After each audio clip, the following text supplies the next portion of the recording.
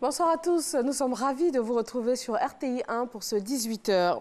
À Londres, le chef de l'État ivoirien a eu une séance de travail avec le président du groupe de la Banque mondiale. Alassane Ouattara et David Malpass ont essentiellement parlé de financement de projets et de digitalisation. Et on quitte Londres pour Paris. Amadou Soumaoro, président de l'Assemblée nationale de Côte d'Ivoire, président de l'Assemblée parlementaire de la francophonie, a été reçu par son homologue français Richard Ferrand.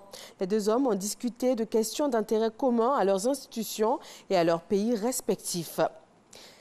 Améliorer le climat des affaires en Côte d'Ivoire, donner de meilleures perspectives aux PME, c'est dans ce sens que les promoteurs de petites et moyennes entreprises ont présenté leur requête au ministre de la promotion des PME. Ils ont beaucoup parlé des perspectives pour cette année 2020.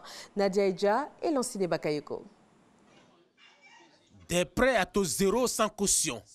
C'est la principale demande formulée par les 60 450 PME déclarées en Côte d'Ivoire en direction des pouvoirs publics. Les PME attendent ou souhaitent le renforcement des fonds propres des créateurs, des PME avec des prêts à taux zéro, sans caution, pour accélérer l'accès au financement.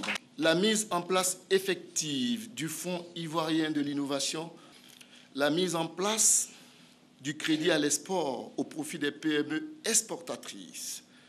Le gouvernement est déterminé à accompagner les PME qui constituent 98% des entreprises ivoiriennes. Déjà, de nombreuses actions ont été menées en faveur de cette catégorie d'entreprises.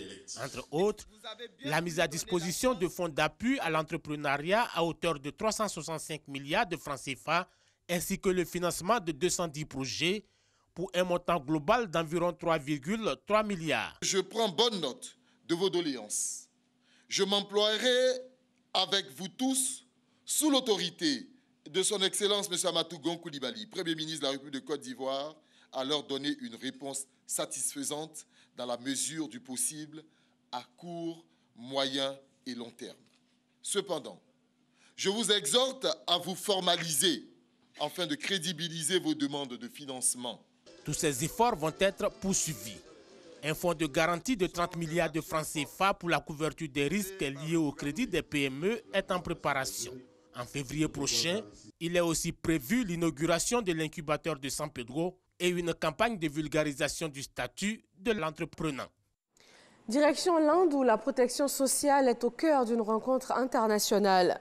La rencontre de New Delhi est consacrée à l'accélération des paiements numériques au titre de la protection sociale.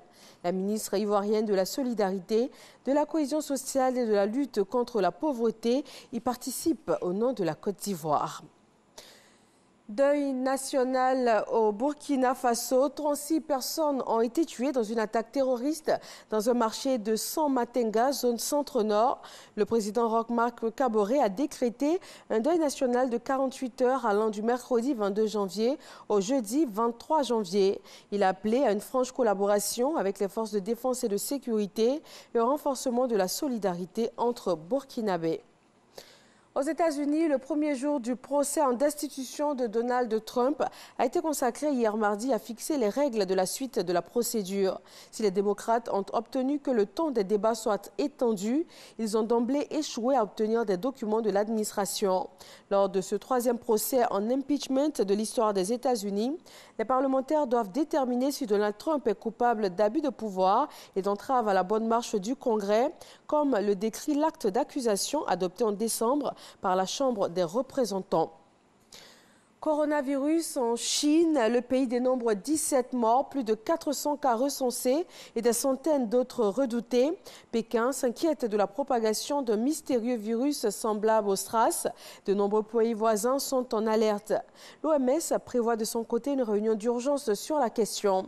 À Wuhan, épicentre de l'épidémie, sur ordre des autorités, le port du masque est obligatoire dans les lieux publics.